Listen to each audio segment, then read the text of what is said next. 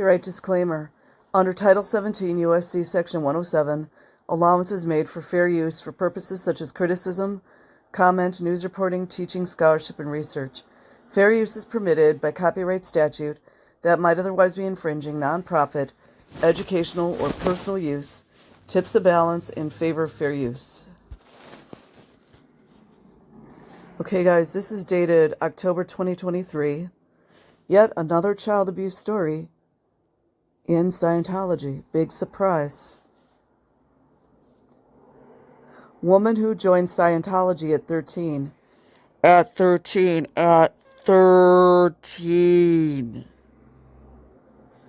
Was tied in by billion-year contract. Kat had to leave her home and family behind after signing the contract. Don't you guys love the way that's worded?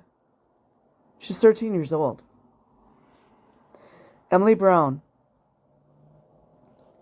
For most people, 13 is an age for making friends, dealing with an onslaught of teenage emotions, and generally figuring herself out.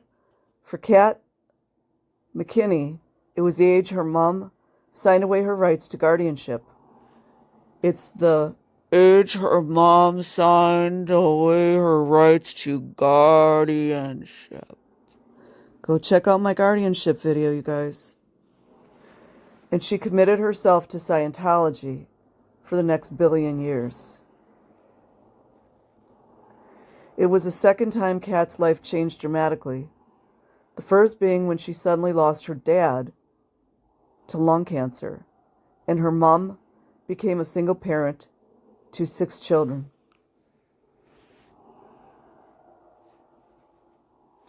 That pose that Tom Cruise is making, it's a Freemasonic pose, by the way. Go look, Aleister Crowley makes it. Go look on the Freemason magazine. The Seinfeld guy makes it. Will Smith has done this one. As her mom sought to cope with the grief, a friend introduced her, because it sounds like they kind of stole the little girl away. So maybe she wanted to get her daughter out, but they just took her. Introduced her to the Church of Scientology and encouraged her to travel from her home in Canada to Los Angeles, where she could attend a meeting with the church at its LA Celebrity Center. And there again, they were really collecting up the children in Celebrity Center. It makes me wonder if all those actresses that were strutting their stuff at La Poubelle were Scientology kids. Just makes me wonder.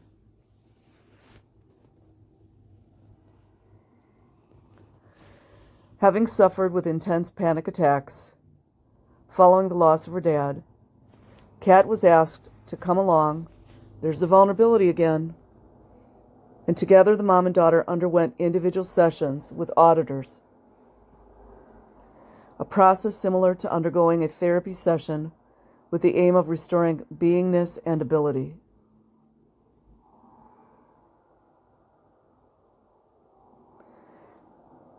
Kat admitted to feeling much better after her first session. So right here, we've got proof that grown adults are auditing 13-year-old little girls. And the pair returned again for a second and third visit. The third time, the 13-year-old girl didn't return home for months, having suddenly and unexpectedly having to leave her mom and everything she knew to commit herself to the church. This kind of sounds, in a way, like a form of kidnapping to me. The mom, I don't think the mom wanted her to go to the Sea Org. And, I mean, her husband just died from lung cancer, and then she's got 5 other children. Just saying. The billion-year contract came into play after Kat was shown a video about the Sea Org, an organization within the church which comprises the religion's most dedicated members. She had been approached by a 19-year-old woman. Of course, in convenient that the girl was 19? I think that's convenient. I say prove it. Prove it. Who asked if she wanted to watch a video about the Sea Org, and Kat thanked the woman for her service, but made clear she had no interest in joining the organization herself. The woman allegedly encouraged her to come back later without her mom. Mom does have to take responsibility, though, even though she went through a hard time. This little girl is only 13 years old. And it was at that point that the persuasion really began. It's a love bombing. At first, it didn't seem conceivable that Kat would leave her home and her family. See, that's where it's screwed up. Like, 13-year-olds don't just leave home. That's a runaway. Behind and sign her life away for this organization. 13-year-olds don't have the cognitive ability to even understand what that all means. And then I'll bet you they got her in there, and then even if her mom came to fight to get her out, they probably gave her a hard time. But, by the way, it's illegal. That's why they got her to sign over guardianship. Do you see what they're doing? Go check out my guardianship video. But she claims all of her excuses were rendered invalid due to Scientology's belief that the body is just a vessel for your Thetan. You notice they never bring up the mind control, because everybody's under mind control. Let's just say what it is. A vessel for your Thetan, your soul, which can go on even after your body dies.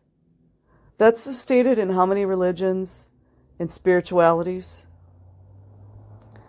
The woman was joined by a security guard. Oh, here we go with the security guards again.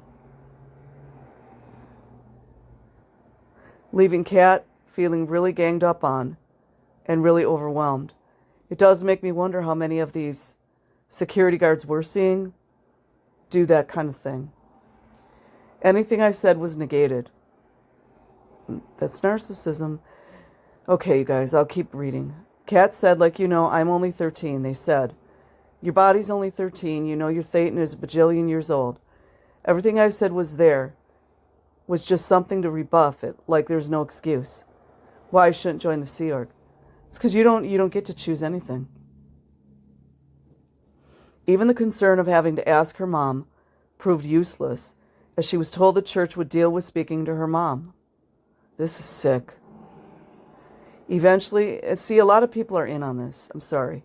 Eventually, after 2 days of being hammered with persuasion techniques, she gave in. Her mom agreed to let her stay and sign over her rights to Kat, who was then assigned to a guardian within the church. I wonder if the FBI would think that's coercion, perhaps? Kidnapping? Something. At the time, the fact the contract lasted 1 billion years wasn't Kat's main concern. She was more focused on having to leave her family and home country. Look at this. Look at this, you guys. In plain sight, you guys. On having to leave her family and home country without even getting to say goodbye, within 3 days of the recruitment beginning, she was there for the foreseeable. All cults do this, by the way. They all use the same methods. And that's not an accident. It was just a whirlwind, Kat said.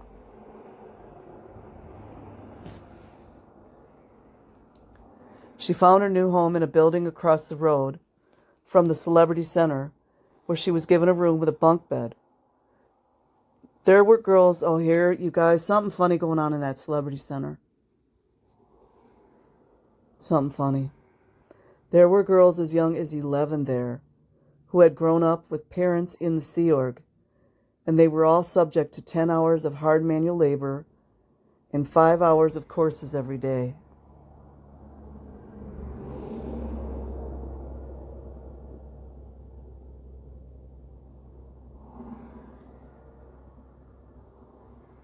Look at that little girl.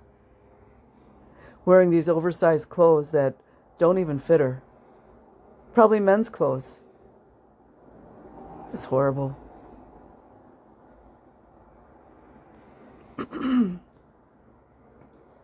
In order to join the Sea Org, Kat first had to be part of the estate's project force. We've heard of that. And complete courses which taught her all about the church.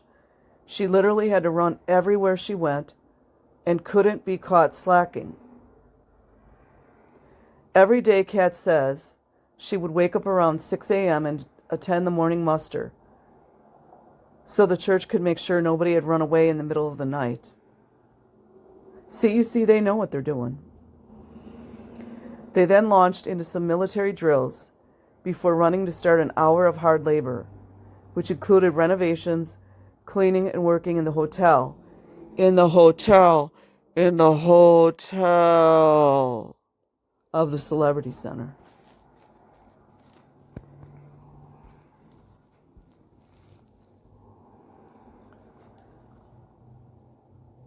Only then it was time for breakfast. 20 minutes and they were back to it, with another 4 or 5 hours of labor. Then lunch, coursework, dinner, and more labor. Between all of those were musters, which members had to attend or face being in big trouble.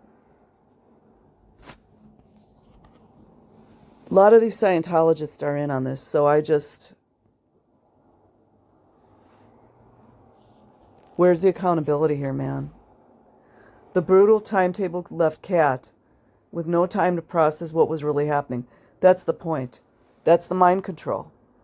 They do the same thing in basic training and all these other places. And she went into survival mode. I just spent the days in survival mode trying to do it. That's what they do to people, or kids. Thinking that this is what I had to do for the rest of my life because I signed a billion-year contract, she said. Things calmed down slightly when she passed her course, and she made it into the Sea Org, because her lack of schooling meant she couldn't be given a job in the organization straight away. And you think all these government agencies don't know what they're doing? All of this is supposed to be against the law. So I guess if you sign over guardianship papers, then, everything's okay, huh? Under duress, by the way. Told you guys they were using guardianship for the whole trafficking stuff. And marriages. Kat went to a Scientology school to get her GED. This is all set up as well. It's like a setup. A test which she says she cheated on. And the downtime gave her a chance to realize how much she missed home. That's awful.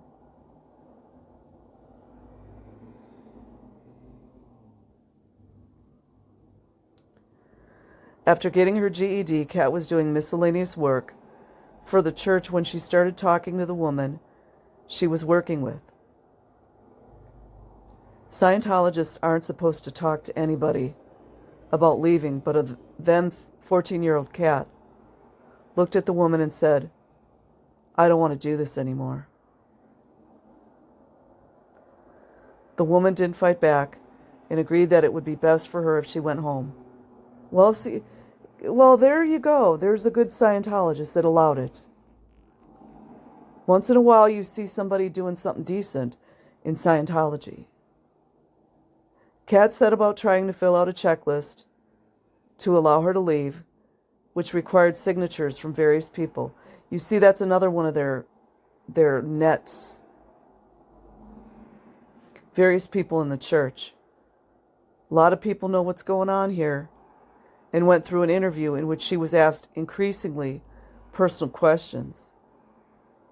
Eventually, though, she was able to get out. Returning home after months away from her family and friends was, as you can imagine, a surreal experience. Am I glad she got out?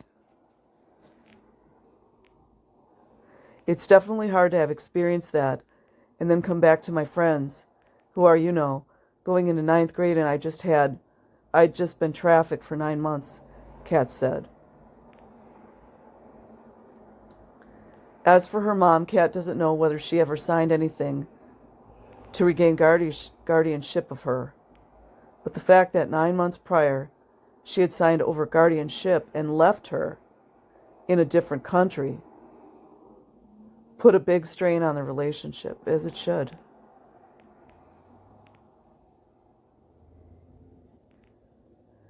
Kat found that she was still very much under the influence of Scientology after returning home, and for years she felt guilt at not being able to hack Scientology. I felt a lot of shame, Kat said, and when I was about 26, about 10 years ago, it really started coming to the surface. And I was like, this is something that I have to explore and get out. And I'm grateful I did because I have a much different perspective on it than I did. Wonder what country she's from.